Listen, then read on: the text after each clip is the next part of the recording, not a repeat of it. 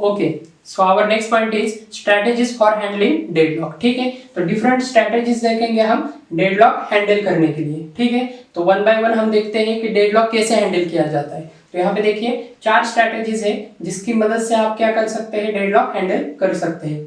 First देखिए, first है हमारा डेडलॉक इग्नोरेंस। ठीक है, हमें डेडलॉक अगर हैंडल करना है तो उसमें हम फर्स्ट स्ट्रेटेजी या मेथड हम कह सकते हैं जो क्या है, डेडलॉक इग्नोरेंस। ये क्या है, जनरली आपकी यूज की जाती है विंडोज और लिनक्स ऑपरेटिंग सिस्टम द्वारा। ठीक है, विंडोज और लिनक्स ऑपरेटिंग सिस्टम द्वारा ये क्या की जाती है, जनरली यूज की जाती है।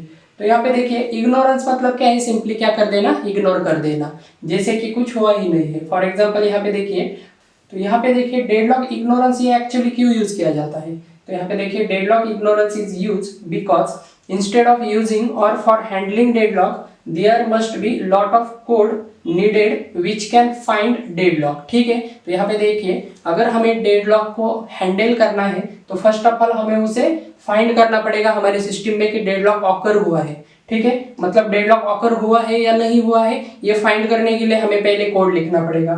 उसके बाद देखिए उसे क्यूर करने के लिए, मतलब उसे सॉल्व करने के लिए दूसरा कोड लिखना पड़ेगा, cure which can slows down system. और यहाँ पे देखिए दो कोड हमें एट अ टाइम साइमल्टेनियसली क्या करने पड़ेंगे, यहाँ पे रन करने पड़ेंगे, जो इनडायरेक्टली आपके सिस्टम को क्या करेंगे, स्लो करेंगे, जो आपके सिस्टम को क्या करेंगे, ऑटोमेटिकली स्लो करेंगे, और आपका परफॉर्मेंस ऑफ इट क्या करेंगे, परफॉर्मेंस भी क्या होगा उसका एज वेल डाउन होगा। ठीक है, समझ में आ रहा है। तो यहाँ पे एक विंडोज या लिनक्स ऑपरेटिंग सिस्टम द्वारा ये क्या किया जाता है, ये सिंपल मेथड हमारा यूज किया जाता है, सिंपल स्ट्रेटजी यूज किया जाता है। सिंपली क्या कर दीजिए, इग्नोर कर दीजिए।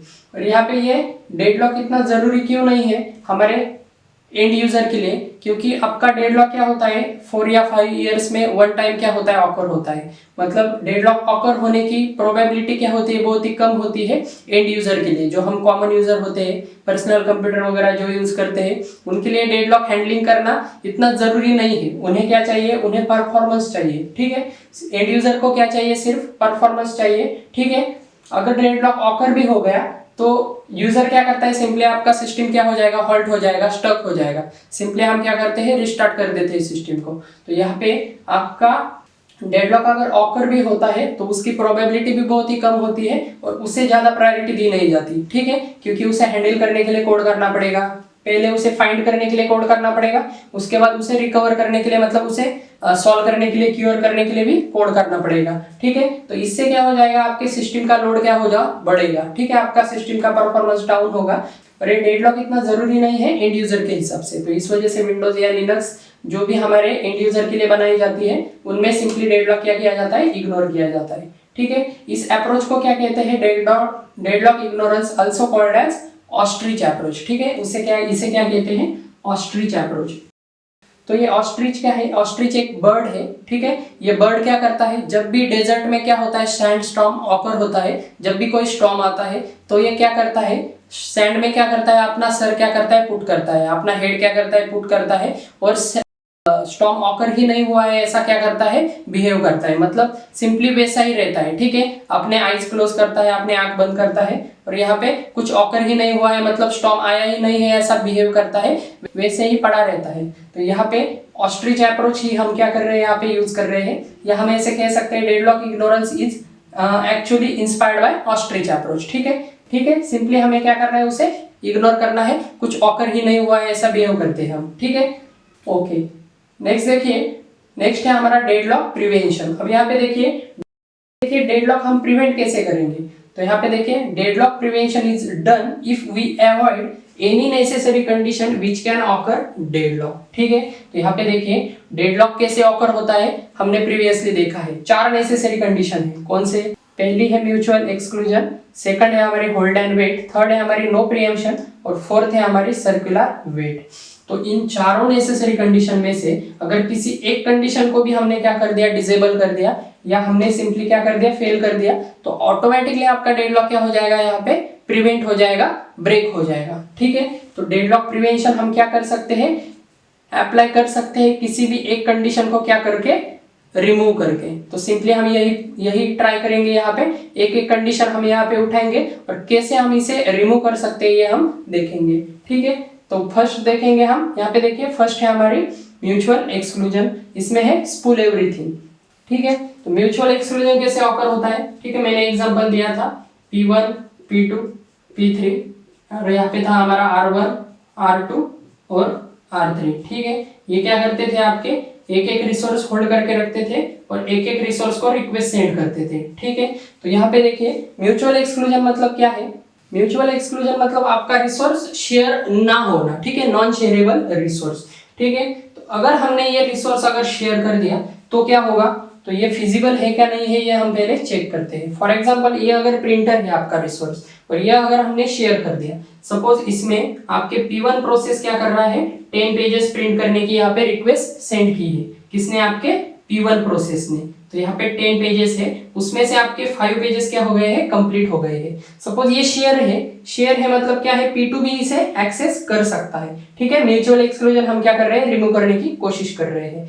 तो यहाँ पे देखिए अप्रोच क्या है, स्पूल एवरीथिंग। यहाँ पे देखिए प्रिंटर का क्या होता है, यहाँ पे स्पूल होता है, स्पूल मेमोरी हम इसे कहते हैं। ठीक है, यहाँ पे क्या कर सकते हैं, स्पूल मेमोरी में नंबर ऑफ जॉब्स हम क्या कर सकते हैं, इन कर सकते हैं। फर्स्ट ऑफ ऑल इस मेमोरी से आने से पहले सपोज हमने इस प्रिंटर को P2 को एक्सेस दे दिया, तब क्या होगा, सपोज P1 का एग्जीक्यूशन 5 पेज का हो गया और P2 ने सपोज रिक्वेस्ट सेंड की, उसमें कितने पेज है, 2 पेज है सपोज, और उसने खुद का एग्जीक्यूशन अगर स्टार्ट कर दिया तो यहाँ पे P1 का एग्जीक्यूशन स्टॉप होके P2 का एग्जीक्यूशन क्या हो रहा है, स्टार्ट हो रहा है। और इस वजह से यहाँ पे क्या हो रहा है, P1 के 5 पेजेस क्या हो गए हैं, रिमेनिंग रह गए हैं और P2 के क्या हो गए हैं, 2 पेजेस कंप्लीट हो गए हैं। मतलब 5 + 2 7 पेजेस क्या हो गए हैं, दोनों प्रोसेस के मिक्स हो गए हैं। तो यहाँ पे एक कैओस क्रिएट हो गया है, एक यहाँ पे कॉन्फ्लिक्ट क्रिएट हो गया है। आपका रिजल्ट क्या आ रहा है, यहाँ पे रॉन्ग आ रहा है या हम कह सकते हैं कॉन्फ्लिक्ट आ रहा है। ठीक है, करेक्ट नहीं आ रहा है, क्योंकि आपके P1 प्रोसेस और P2 प्रोसेस का दोनों का आउटपुट क्या हो रहा है, यहाँ पे कंबाइन हो गया है। तो ऐसा हमें नहीं चाहिए। तो सिंपली आपकी म्यूचुअल एक्सक्लूजन हम यहाँ पे अप्लाई नहीं कर सकते। और अगर हमें यहाँ पे अप्लाई करनी है, मतलब म्यूचुअल एक्सक्लूजन अगर हमें रिमूव करना है, तो यहाँ पे एक मेथड है। मतलब हम यहाँ पे क्या कर सकते हैं, स्पूलिंग टेक्निक के जरिए, स्पूल मेमोरी के जरिए हम यहाँ पे एलोकेट कर सकते हैं। यहाँ पे देखिए प्रिंटर की क्या होती है, खुद की मेमोरी होती है और उस मेमोरी में हम जॉब्स क्या कर सकते हैं, आपके एलोकेट कर सकते हैं। Job 1, job 2, job 3, job 4, job 5। तो यहाँ पे देखिए P1 का सपोज जॉब J1 क्रिएट हो गया और P2 का सपोज जॉब J2 क्रिएट हो गया। तो यहाँ पे प्रिंटर क्या करेगा, एट ए टाइम एक ही प्रोसेस का एग्जीक्यूशन क्या करेगा, एग्जीक्यूट करेगा। इसका एग्जीक्यूशन कंप्लीट होने के बाद ही सेकंड प्रोसेस का क्या होगा, यहाँ पे एग्जीक्यूशन होगा। ठीक है, तो इस मेथड के जरिए हम क्या कर सकते हैं, सिस्टमैटिकली आपका प्रिंटर क्या करेगा, यहाँ पे प्रिंट करेगा आपके पेजेस। मतलब यहाँ पे रिजल्ट आपका क्या नहीं होगा, कंबाइन नहीं होगा। लेकिन यहाँ पे देखिए, यहाँ पर भी एक प्रॉब्लम है कि इस स्पूल की भी मेमोरी का क्या है, यहाँ पे लिमिटेशन है। मतलब इसकी भी कुछ मेमोरी होगी जिसका क्या होगा, खुद का लिमिटेशन होगा। अगर n नंबर ऑफ प्रोसेस अगर रिक्वेस्ट सेंड की अगर इस रिसोर्स को, तो फिर से यहाँ पे क्या हो जाएगा आपका, तो यहाँ पे क्या होगा, कॉन्फ्लिक्ट ऑकर होगा। यहाँ पे फिर से आपकी सेम सिचुएशन क्या हो जाएगी, ऑकर हो जाएगी। ठीक है, तो फिर से यहाँ पे उसे वेट करना पड़ेगा नेक्स्ट प्रोसेस को। ठीक है, और फिर से ये क्या हो जाएगा, एक साइकिल क्रिएट हो जाएगा। ठीक है, तो ये भी मेथड क्या नहीं है, आपकी फिजिबल नहीं है। ठीक है, कुछ जॉब के लिए फिजिबल है। ठीक है, या लिमिटेड नंबर ऑफ प्रोसेस क्या कर सकता है, हैंडल कर सकता है। लेकिन n नंबर ऑफ प्रोसेस अगर रिक्वेस्ट सेंड करेंगे तो यहाँ पे हैंडल नहीं होगी। ठीक है, और यहाँ पे एक और बात कि आपकी म्यूचुअल एक्सक्लूजन के लिए हमने किसको देखा है, सिर्फ एक ही डिवाइस को देखा है। मतलब एक ही रिसोर्स को हमने कंसिडर किया है, यहाँ पे प्रिंटर। ठीक है, सपोज यहाँ पे आपकी कोई मेमोरी हो। ठीक है, मेमोरी को हम यहाँ पे प्रिंटर की तरह यहाँ पे काम में नहीं ले सकते, यहाँ पे स्पूल मेमोरी नहीं दे सकते। आपकी कोई अगर मेन मेमोरी हो उसको हम ऐसा नहीं कर सकते। ठीक है, तो यहाँ पे ये मेथड सिर्फ क्या हो गया, आपके एक ही रिसोर्स को यूज होगी, प्रिंटर और स्कैनर को। जो भी यहाँ पे सिमिलर डिवाइस होंगे उसी को हम यहाँ पे यूज कर पाएंगे। ठीक है, समझ में आ रहा है। तो यहाँ पे हर एक रिसोर्स को ये मेथड क्या नहीं कर सकते, हम अप्लाई भी नहीं कर सकते।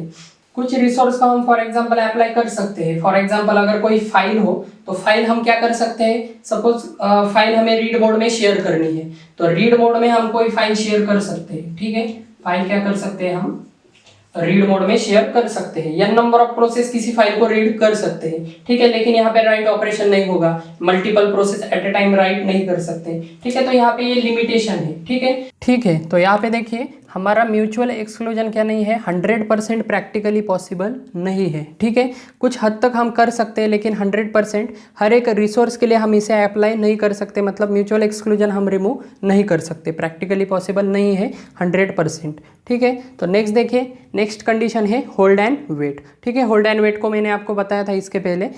हर एक प्रोसेस क्या करती है, एक रिसोर्स को होल्ड करती है और एक को क्या करती है, रिक्वेस्ट सेंड करती है। ठीक है, मतलब R2 का क्या कर रही है, वेट कर रही है P1, और R1 को क्या कर रखा है, उसने होल्ड कर रखा है। ठीक है, P2 क्या कर रही है, R3 का वेट कर रही है और R2 होल्ड करके रखा है।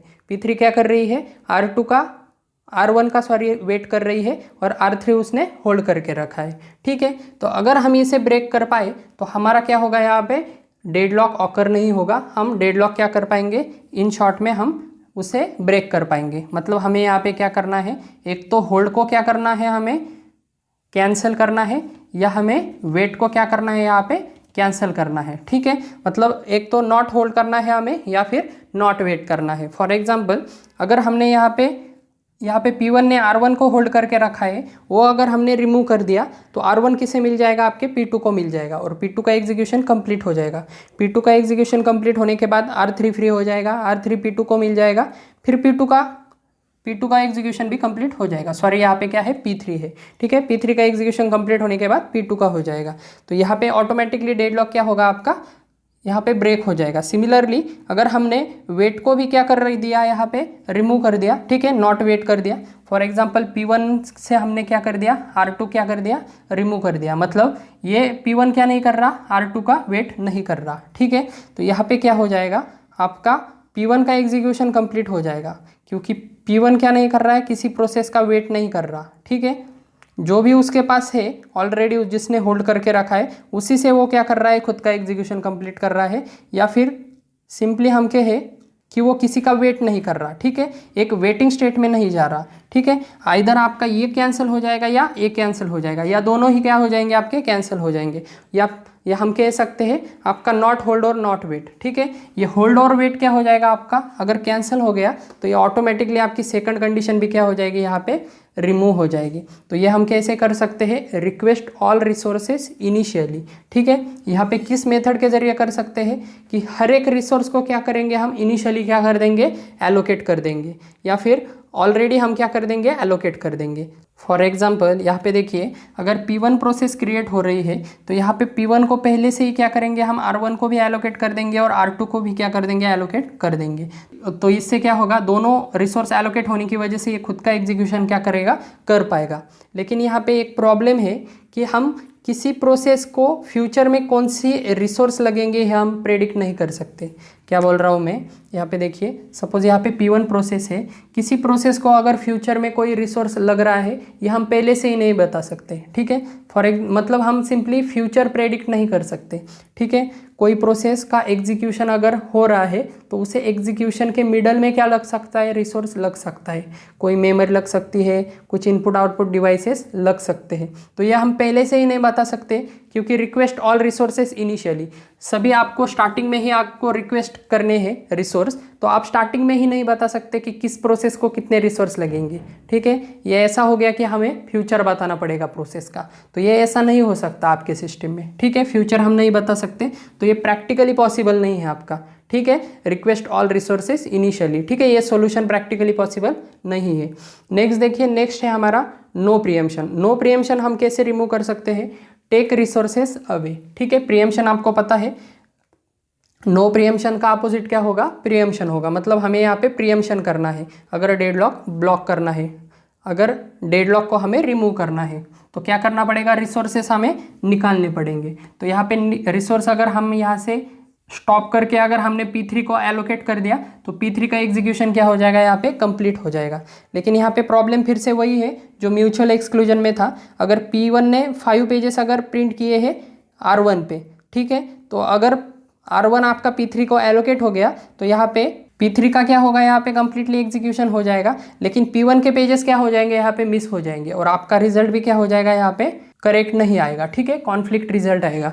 तो ये भी क्या नहीं है, आपका फिजिबल नहीं है, मतलब प्रैक्टिकली पॉसिबल नहीं है। ठीक है, हम दे सकते हैं, लेकिन यहाँ पे क्या हो जाएगा, आपका रिजल्ट टोटली क्या हो जाएगा, रॉन्ग हो जाएगा। ठीक है, तो समझ में आ रहा है। तो यहाँ पे प्रीएम्पशन भी क्या नहीं है, प्रैक्टिकली पॉसिबल नहीं है। तो लास्ट मेथड देखिए सर्कुलर वेट। सर्कुलर वेट मतलब क्या है, ऑर्डर रिसोर्सेज न्यूमेरिकली, ठीक है, इंक्रीजिंग ऑर्डर में। इंक्रीजिंग ऑर्डर में हमने अगर रिसोर्स एलोकेट कर दिए तो क्या होगा, आपका डेडलॉक क्या हो सकता है, अवॉइड हो सकता है। कैसे, यहाँ पे देखिए फॉर एग्जांपल अगर हमारी P1 प्रोसेस है, P2 प्रोसेस है, P3 प्रोसेस है, तो यहाँ पे प्रॉब्लम कब होता है, आपका R1 P1 को एलोकेट हुआ है, यहाँ पे प्रॉब्लम नहीं है, ठीक है। R2 P2 को एलोकेट हुआ है, यहाँ पे भी प्रॉब्लम नहीं है, ठीक है। R3 P3 को एलोकेट हुआ है, यहाँ पर भी प्रॉब्लम नहीं है। प्रॉब्लम कब है, यहाँ पे देखिए आपका P3 क्या हो रहा है, रिवर्स आ रहा है और R1 को एलोकेट हो रहा है, ठीक है। R1 ने अगर उसके इंक्रीजिंग नंबर में अगर ऑर्डर कर दिया रिसोर्स को, मतलब P1 ने अगर R2 को रिक्वेस्ट सेंड की तो वहाँ पर भी प्रॉब्लम नहीं है। P2 ने R3 को रिक्वेस्ट सेंड कर दी तो वहाँ पर भी प्रॉब्लम नहीं है। लेकिन P3 ने किसको रिक्वेस्ट सेंड की है, R1 को, ठीक है, जो क्या है डिक्रीजिंग ऑर्डर में है, लेस नंबर है, ठीक है। तो यहाँ पे क्या होता है, साइकिल क्रिएट होता है। ये साइकिल अगर हम ब्रेक कर पाए तो यहाँ पे क्या हो जाएगा, आपका डेडलॉक क्या हो जाएगा, यहाँ पे अवॉइड हो जाएगा। ये सर्कल, ये सर्कुलर वेट, ये साइकिल अगर हम ब्रेक कर पाए तो यहाँ पे आपका डेडलॉक अवॉइड हो जाएगा। मतलब P3 आपका सिर्फ इंक्रीजिंग नंबर में ही क्या कर सकता है, रिसोर्स एलोकेट कर सकता है। मतलब P3 आपका P4 के लिए R4 के लिए जा सकता है रिसोर्स 4, या रिसोर्स 5 के लिए जा सकता है, या रिसोर्स 6 के लिए जा सकता है, ठीक है, समझ में आ रहा है। इंक्रीजिंग नंबर के लिए क्या कर सकता है, यहाँ पे रिक्वेस्ट सेंड कर सकता है, ठीक है। डिक्रीजिंग को नहीं जाना चाहिए, मतलब साइकिल क्रिएट नहीं होगा। यहाँ पे क्या होगा, यहाँ पे साइकिल ब्रेक हो जाएगा, और साइकिल अगर ब्रेक हो गया तो ऑटोमेटिकली आपका डेडलॉक क्या हो जाएगा, यहाँ पे ब्रेक हो जाएगा, ठीक है। तो ये एक ऐसी कंडीशन है जो प्रैक्टिकली भी क्या है, पॉसिबल है, ठीक है। कोडिंग के हिसाब से या प्रैक्टिकली हम जिसे कह सकते हैं ये क्या है, कंडीशन पॉसिबल है, ठीक है। इंक्रीजिंग ऑर्डर में हम क्या कर रहे हैं, रिसोर्स को एलोकेट कर रहे हैं, ऑर्डर रिसोर्सेज न्यूमेरिकली, ठीक है। इंक्रीजिंग ऑर्डर में हम प्रोसेस को रिसोर्स क्या कर रहे हैं, एलोकेट कर रहे हैं, ठीक है, रिवर्स में नहीं आ रहे हैं, मतलब हम लेस नंबर ऑफ रिसोर्स को एलोकेट नहीं कर रहे हैं, ठीक है। यहाँ पे हमें क्या करना पड़ेगा, हर एक प्रोसेस को हमें नंबर देना पड़ेगा, ठीक है, और हर एक रिसोर्स को हमें नंबर देना पड़ेगा, ठीक है, जिस भी टाइम पे वो ऑकर हुआ है। और यहाँ पे हम सिर्फ इंक्रीजिंग नंबर में ही क्या कर सकते हैं, एलोकेट कर सकते हैं। अगर यहाँ पे कोई आपका ऐसा रिसोर्स है, सपोज आपका P3 है सपोज, और P3 को क्या लग रहा है, आपका R1 कंपलसरी लग ही रहा है, तो यहाँ पे हम क्या करेंगे, P3 ने ऑलरेडी कौन सा होल्ड करके रखा है, R3 होल्ड करके रखा है, तो इसे भी हम क्या करेंगे, रिमूव कर देंगे, और इसका एग्जीक्यूशन फिर से हम यहाँ से स्टार्ट करेंगे, ठीक है। मतलब यहाँ पे क्या होगा, आपका R3 P3 ने क्या कर दिया है, रिमूव कर दिया है, मतलब रिलीज कर दिया है, ठीक है, क्योंकि ये रिस्टार्ट हो गया है, इसका एग्जीक्यूशन फिर से स्टार्ट कर रहे हैं हम, ठीक है। तो यहाँ पे R3 रिलीज होने के बाद यहाँ पे P2 का एग्जीक्यूशन क्या हो जाएगा, यहाँ पे कंप्लीट हो जाएगा, और बाद में P3 को R3 क्या हो जाएगा, मिल जाएगा। तो यहाँ पर आपका साइकिल भी क्रिएट नहीं होता और आपका एग्जीक्यूशन भी कंप्लीट हो जाता है, ठीक है। इतना डिटेल में जानने की ज़रूरत नहीं है आपको, सिंपली इतना याद रखिए कि इंक्रीजिंग ऑर्डर में हम क्या कर रहे हैं, रिसोर्स को एलोकेट कर रहे हैं, ठीक है। तो ये सभी क्या है, आपके डेडलॉक प्रिवेंशन है। डेडलॉक प्रिवेंशन मतलब ये चारों कंडीशन में से हम किसी एक को फॉल्स कर रहे हैं, ठीक है। 3 प्रैक्टिकली पॉसिबल नहीं है, 4th नंबर के हम क्या कर सकते हैं, प्रैक्टिकली इंप्लीमेंट कर सकते हैं, ठीक है। म्यूचुअल एक्सक्लूजन भी कर सकते हैं, ठीक है, लेकिन कुछ हद तक ही कर सकते हैं, 100% नहीं कर सकते। नेक्स्ट देखिए, 3rd पॉइंट है हमारा डेडलॉक अवॉइडेंस। डेडलॉक कैसे अवॉइड किया जाता है, ठीक है। तो यहाँ पर कुछ एल्गोरिदम है इसके, ठीक है। एक्चुअल में इसमें हम बैंकर्स एल्गोरिदम देखेंगे, ठीक है, जो हम नेक्स्ट वीडियो में कवर करेंगे। यहाँ पे क्या होता है, सेफ स्टेट होती है और अनसेफ स्टेट होती है। यहाँ पे देखिए, if all the process is somehow run with available resource to completion, ठीक है। अगर आपके प्रोसेस रन होते हैं, जो भी आपके रिसोर्स की अवेलेबल रिसोर्स की मदद से अगर आपके सभी प्रोसेस आपके अगर एग्जीक्यूट हो जाए तो उसे हम क्या कहते हैं, सेफ स्टेट कहते हैं, ठीक है। और इसका एक सीक्वेंस भी होता है, ठीक है। पहली कौन सी प्रोसेस एग्जीक्यूट हुई, दूसरी कौन सी हुई, P2 P3 P4 P6, ऐसा सीक्वेंस भी होता है, ठीक है। वो हम आगे वीडियो में कवर करेंगे, यहाँ पे आपको समझ में नहीं आएगा। नेक्स्ट देखिए, अनसेफ स्टेट मतलब क्या है, सेफ्टी नहीं होती है यहाँ पे, मतलब यहाँ पे फिक्स क्या होता है, डेडलॉक ऑकर होता है, ठीक है। Whenever you try to allocate any resource to process ensures that resource allocation should not lead to deadlock। तो यहाँ पे देखिए, अगर हम किसी भी रिसोर्स को अगर प्रोसेस एलोकेट कर रहे हैं तो यहाँ पे सिर्फ हमें ये इंश्योर करना है कि रिसोर्स क्या नहीं होना चाहिए, resource allocation should not lead to deadlock, deadlock occur नहीं होना चाहिए। ये क्या है, एक्चुअली डेडलॉक अवॉइडेंस का क्या है, हम कह सकते हैं यहाँ पे डेफिनेशन कह सकते हैं। ठीक है, यह हम नेक्स्ट वीडियो में कवर करते हैं। और यहाँ पे देखिए लास्ट है हमारा detection and recovery. Deadlock detection and recovery is most popular method. ठीक है, क्योंकि ये प्रैक्टिकली पॉसिबल है। ठीक है, इन दोनों में से क्या है, ये दो प्रैक्टिकली पॉसिबल है। ठीक है, और इन दोनों में हम कह सकते हैं कि ये क्या है, आपका आ भी सकता है या नहीं भी आ सकता। ठीक है, इसमें 100% श्योरिटी नहीं है। ठीक है, लेकिन यहाँ पर क्या है, ये प्रैक्टिकली पॉसिबल है, इग्नोर हम डायरेक्टली कर सकते हैं। और डेडलॉक डिटेक्शन एंड रिकवरी, ठीक है, मतलब ये क्या है, आपके दो पॉपुलर मेथड है। ठीक है, इन दो मेथड के कंपैरिजन में। ठीक है, डेडलॉक एवोइडेंस में भी कुछ प्रॉब्लम है जो हम नेक्स्ट वीडियो में कवर करेंगे। ठीक है, ओके, तो आई होप आपको ये समझ में आ गया होगा। ठीक है, तो फिलहाल इस वीडियो में इतना ही था। Thank you.